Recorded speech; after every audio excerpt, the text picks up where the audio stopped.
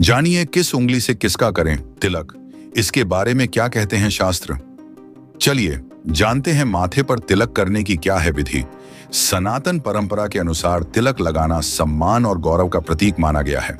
मान्यता है कि माथे पर तिलक लगाने से व्यक्ति के दिल और दिमाग में सकारात्मकता के भाव आते हैं और कुंडली में मौजूद उग्र ग्रह भी शांत होते हैं। तिलक लगाने से जीवन में यश बढ़ता है और पापों का नाश होता है। साथ ही जीवन से नकारात्मक ऊर्जा दूर होती है। इससे मन में अच्छे विचार आते हैं और किसी भी काम को करने की क्षमता को हम कई गुना तक बढ़ा सकते हैं। मान्यता के अनुसार मस्तक पर तिलक लगाने से आज्ञा चक्र जागृत होता है और सेहत अच्छी बनी रहती है। किस उद्देश्य के लिए किस उंगली से करें तिलक। स्कंद पुराण में बताया गया है कि अलग अलग उंगली से तिलक लगाने का फल अलग अलग प्राप्त होता है।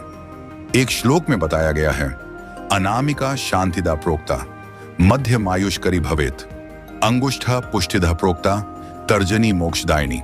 कनिष्ठा यानी सबसे छोटी उंगली, जिसका उपयोग तिलक लगाने में नहीं किया जाता है।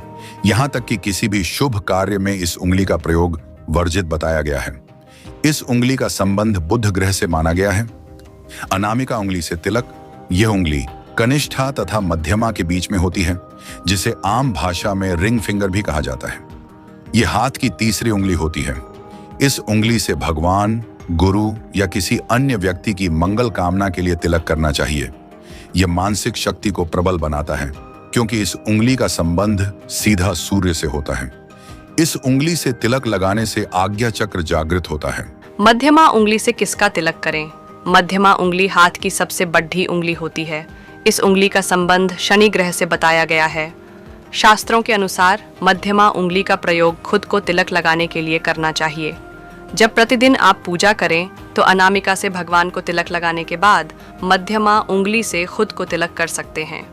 तर्जनी अंगुली का तिलक में प्रयोग कब करें। यह अंगूठे और मध्यमा उंगली के बीच की उंगली होती है।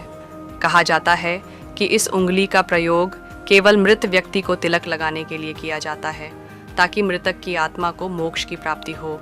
इस उंगली से पितृगणों को अर्थात पिंड को तिलक किया जाता है। इस उंगली का संबंध गुरु ग्रह से होता है। अंगूठे से तिलक किसका करना चाहिए।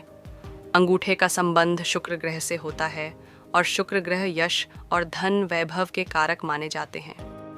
दशहरा और रक्षाबंधन जैसे त्योहार पर बहनें अपने भाई की विजय की कामना करते हुए उन्हें अंगूठे से ही तिलक लगाती हैं।